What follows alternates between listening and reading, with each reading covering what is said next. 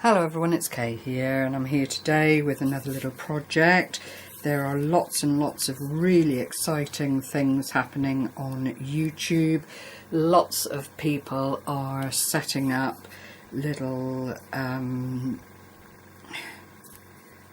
projects and that kind of thing with a view to engaging the crafting community as a whole, sharing and inspiring through their work. And one of these people is Tamika, who is Scrapdaworld here on YouTube, who I've followed for quite a while now and have been inspired and have learnt quite a few things along the way of following her tutorials and well, anything she puts up really, because she is such a clever lady. I know it's not all original. It's hard to find something totally original these days with us all plying our wares, so to speak, but she has come up with this superb idea, and all you need to do is make one of these little mini albums. I followed a tutorial by Tamika. If you look back through my channel, you will find a video showing you how to do this particular one that I'm showing you today, or indeed go along to Tamika's channel where she has lots and lots of ideas on these 12 by 12 one sheet little mini albums, and they're photo pockets or memorabilia collectors and that kind of thing. And it literally is one 12 by 12 piece of card which you then decorate or minimally decorate. It's entirely up to you. And what Tamika is asking, and I think it's going to go on month after month, a rolling program, is that you make your idea or version of a 12 by 12 one sheet album. You then photograph it and you go on to her site. She gives you details, and I will link the video below of where she wants you to post your photographs, and then once a month she will do a draw, and it will be on the day that she sets the next project, if that makes sense. So this is the project for January. You then have the whole of January to make your little make, photograph it, pop it up on her channel, and then when the winner is selected from January, she will launch February's project. So it's all very, very well organised. Everyone is welcome to join in. The prize, if it should be in international, will be monetary, so you will need a PayPal account. But what it's really about is getting a lot of like-minded people making the same kind of thing, and then sharing the inspiration that comes from all the makes, which I think is an absolutely wonderful idea. So I've actually today made two of these little journals, and I want to share them with you. This is the first one, and it's quite monochromatic, apart from the heart on the belly band, which is a wooden decorative heart. I've just used my Martha Stewart punch to formulate the belly band, and then covered the join area, if you like, with the heart to hide that seam away.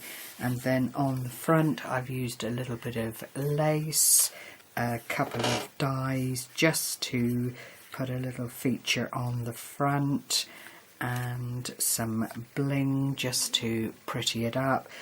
For these kind of things, it's usually that they fit in your handbag, or you know, you use it as what we call in the UK a brag book for your grandchildren, or whatever it is you want to be sharing with people. But essentially it opens up like so, and again, and then you have, I've done pockets, but some people leave it wide open. I've sealed them with Velcro.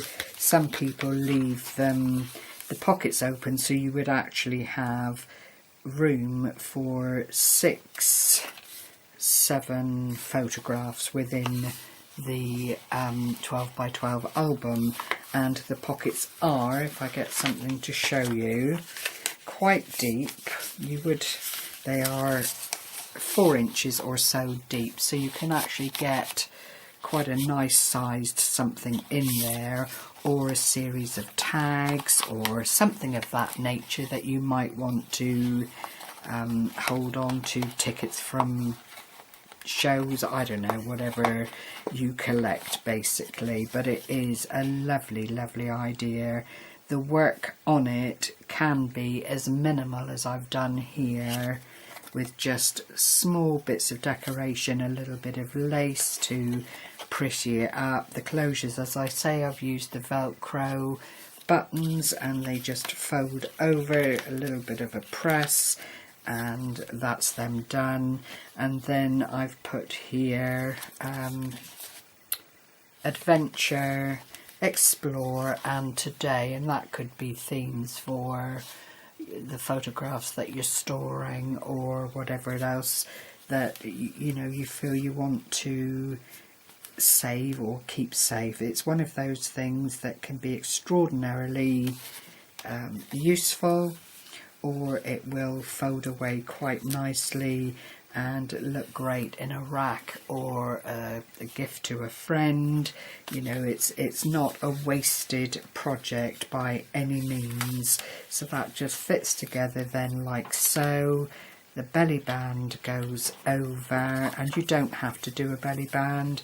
You can formulate another closure using ribbon or lace or elastic, whatever you felt you wanted to use. At the end of the day, it's your project and it has to have your stamp on it. So that's the first one. And then the second one is a wee bit more intricate in a kind of shabby chic style. I've used double-sided card stock from a very user price friendly pad in the works, and I find as long as you double score the card stock, you don't get the splits and so on in it that you get sometimes in the cheaper lines of decorative papers and so on. So I've used this lovely image on the front, the same die that I used on the other one, but I have just mounted the image here.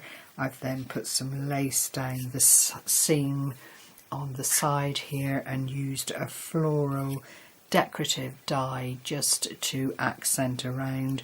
I've raised both of the images up on double-sided foam tape, and that just raises it enough to give it that little bit more dimension, but it is all quite smooth and flat, so were it to go in your handbag it wouldn't cause any huge problems.